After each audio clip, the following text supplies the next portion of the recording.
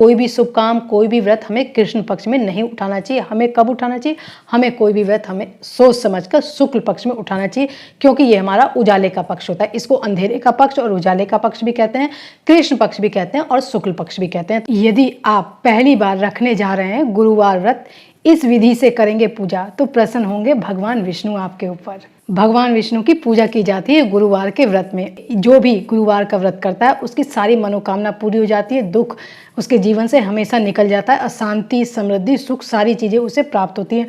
भगवान विष्णु की इतनी ज़्यादा कृपा होती है अपने भक्तों के ऊपर कि यदि किसी ने पूरे श्रद्धा भाव के साथ भगवान विष्णु का व्रत रख लिया तो उसका काम पूरा होना ही होना है। तो चलिए दोस्तों, इसी विषय पर आज मैं आपसे चर्चा करूँगी।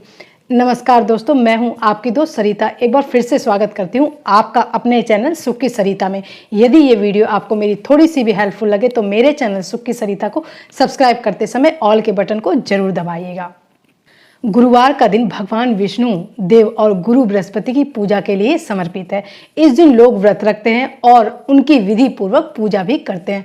जो लोग गुरुवार का व्रत रखते हैं उनको व्रत के इन नियमों का पालन जरूर करना चाहिए, क्योंकि हम लोग व्रत तो रख लेते हैं, यदि उसको हम बिल्कुल नियम पूर्वक करते हैं तो हमें उसका ज़्यादा फल प्राप्त होगा। हर दिन किसी न किसी देवी देवता को ही समर्पित है। जिस तरह से हमारा सोमवार का दिन भगवान शिव को समर्पित है, मंगलवार हनुमान जी को और बुधवार गणेश जी को, उसी तरह गुरुवार के दिन भगवान श्री हरि की पूजा का विधान है। गुरुवार यानी बृहस्पतिवार को बड़ा ही फलदायी माना जाता है और इसकी विशेष महत्व है।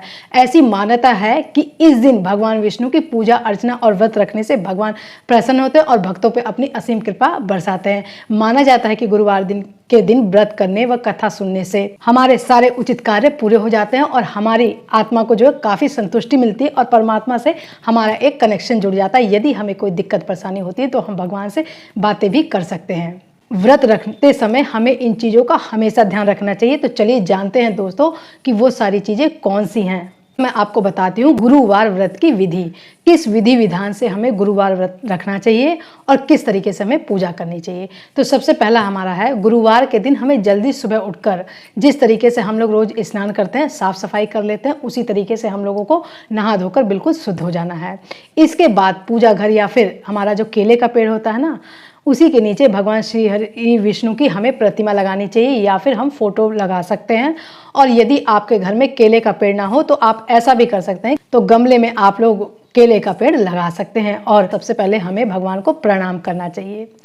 उसके बाद हमें क्या करना है, कोई नया छोटा सा पीला वस्त्र हमें भगवान को समर्पित करना चाहिए। और जो हम उनकी चौकी लगाते हैं ना, चौकी लगाते हैं, कुछ भी लगाते हैं, अगर चौकी लगाते हैं तो उसमें हमें पीला वस्त्र जरूर चढ़ा देना चाहिए। कहा जाता है कि भगवान विष्णु को पीली चीज़ें बहुत ज़्यादा पसंद है और भगवान विष्णु को हम हमेशा पीले वस्त्र, पीले फूल ही चढ़ाते हैं। तो आप लोग भगवान विष्णु को पीला वस्त्र चढ़ाइए। इतनी बात आपको समझ में आ गई होगी।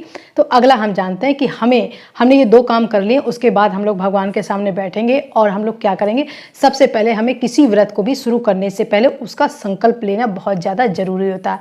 आप लोग क्या करिएगा, हाथ में चावल लीजिएगा और थोड़ा सा गंगा जल ले सकते हैं हम लोग और फूल ले सकते हैं और हमें व्रत का संकल्प करना चाहिए कि ये व्रत हम लोग क्यों रख रहे हैं और मतलब इसके पीछे हमारी क्या मनोकामना है, हम क्या पूरा करना चाहते हैं। और भगवान से हाथ जोड़कर ये भी कहना चाहिए कि हे भगवान, मैं आज आपका व्रत रख रही हूँ तो मेरे को इतनी शक्ति देना कि बिना किसी दिक्कत के ये व्रत मैं आसानी से कर सकूँ और आपकी शरण में इसी तरीके से हमेशा मैं बनी रहूँ। तो यदि आप संकल्प लेते हैं तो भगवान आपकी इस व्रत को करने में ज़रूर मदद करेंगे।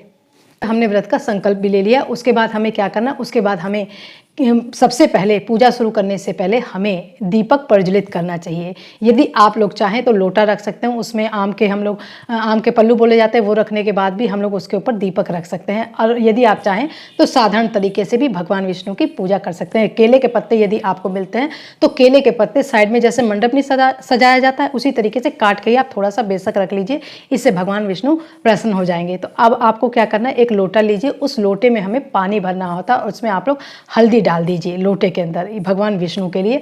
और उसके बाद हम लोग क्या कर सकते हैं, उसमें थोड़ा सा गुड़ भी डाल देते हैं, चने की दाल भी डाल देते हैं, जो कि भगवान विष्णु की सबसे प्रिय चीज़ होती है।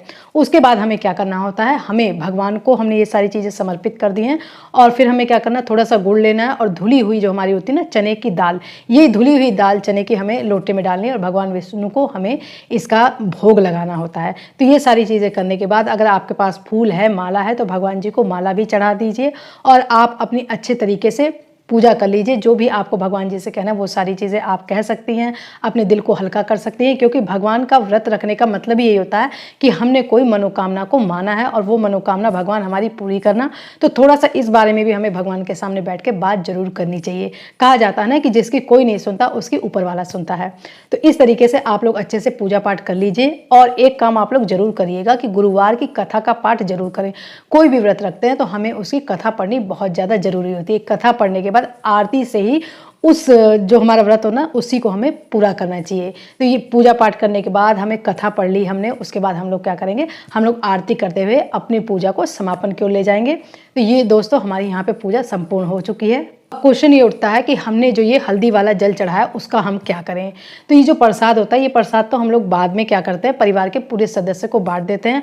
अब इस हल्दी वाले पानी का आपको क्या करना है, यदि आपके घर के पास कोई केले का पेड़ हो तो हम लोग क्या करेंगे, उस केले के पेड़ में डाल सकते हैं। नहीं तो फिर हमने अपने गमले में जो लगाया ना उसी में हम लोग केले के पेड़ में ही, केले के पौधे में ही इस पानी को डाल देते हैं। यदि मान लीजिए आपके पास फिर भी नहीं मिलता, आप केले के पेड़ की पूजा नहीं कर रहे, गमले में भी आपके पास नहीं है, आप खाली प्रतिमा लेकर ही भगवान की पूजा कर रहे हैं, तो आप उस पानी को इधर उधर ना फेंके, उसको किसी भी गमले में डाल दीजिए। तो ये नियम हमारा बृहस्पतिवार का ही नहीं है, किसी भी पूजा को हम लोग करते हैं। हमारे जीवन में इतने 30 त्यौहार आते हैं और हम लोग भगवान की पूजा करते हैं, तो हम लोग सोचते हैं ना कि इस पानी का क्या करना चाहिए, तो इस पानी को हम लोग गमले में डाल सकते हैं। कहने का ये मतलब है ये पानी किसी के पैर के नीचे नहीं आना चाहिए और इसका कोई निरादर नहीं होना चाहिए। गमला जो होता है काफ़ी हमारे लिए शुद्ध चीज़ होती है, किसी का भी पेड़ होता है तो हम लोग गमले में इस पानी को डाल देंगे। तो मुझे उम्मीद है कि यहाँ तक आपको समझ में आ गया होगा। अब हम आगे चलते हैं।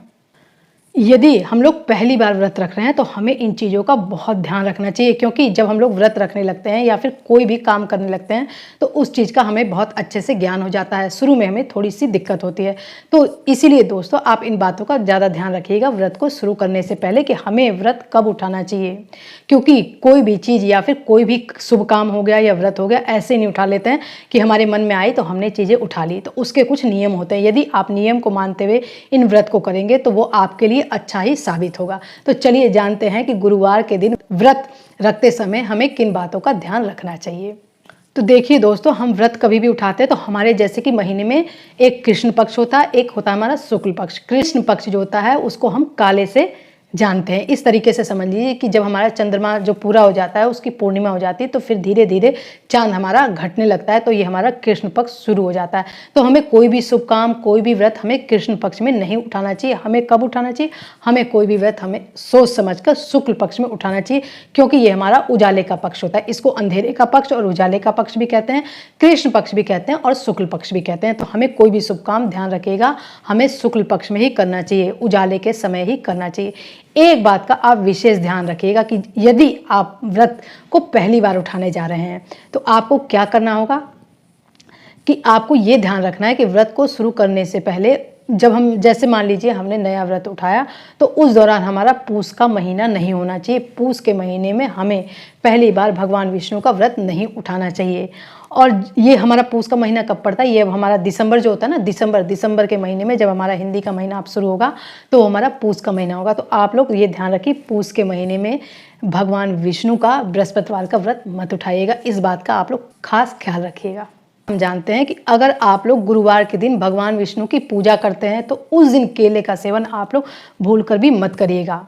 हिंदू धर्म के अनुसार केले के पेड़ में भगवान श्री हरि का वास माना जाता है, इसलिए गुरुवार के दिन केले के पेड़ पर जल अर्पित किया जाता है और उसकी विधि विधान से पूजा की जाती है। उसे किसी भी प्रकार का कष्ट नहीं पहुंचाया जाता है, उसके पत्ते वगैरह नहीं तोड़े जाते हैं। अगला नियम हम जानते हैं, अगर हो सके तो गुरुवार के दिन उड़द की दाल, चावल के सेवन से हमें बचना चाहिए।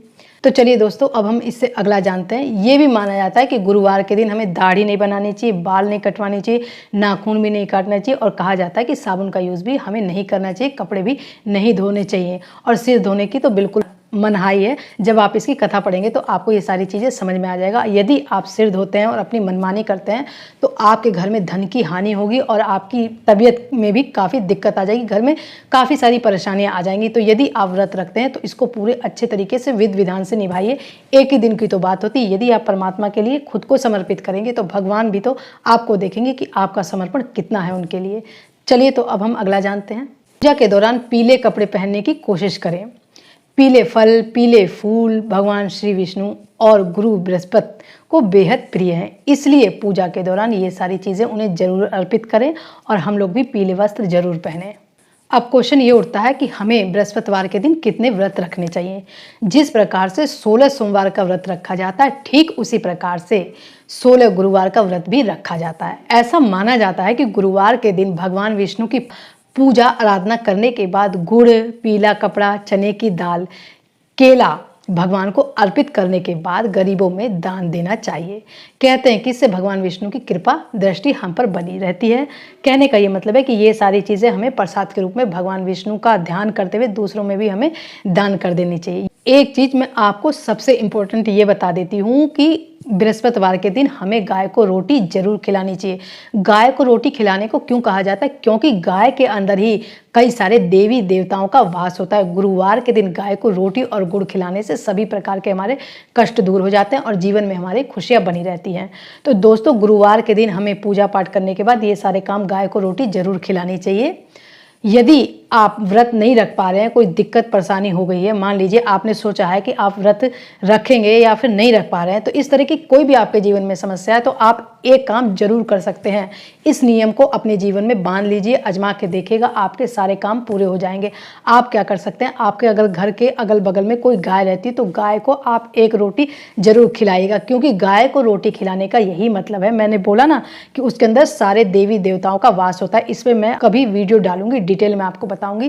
तो यदि हमने गाय को रोटी खिलाई तो इसका मतलब ये होता है कि हमने भगवान को ही रोटी खिलाई। तो हम व्रत अगर नहीं भी रख सकते तो आप गाय को रोटी खिलाने का नियम बना लीजिए और बृहस्पतिवार के दिन तो आप लोग जरूर खिलाइएगा, गाय को रोटी खिलाइएगा, तो भी आपके जीवन के सारे काम पूरे होंगे। क्योंकि गाय को हम लोग गौ माता कहते हैं। हिंदू धर्म में हमारी गाय की बहुत ज़्यादा महत्वता है।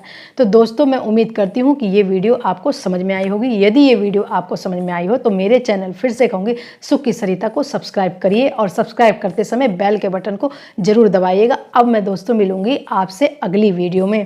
तब तक के लिए धन्यवाद दोस्तों।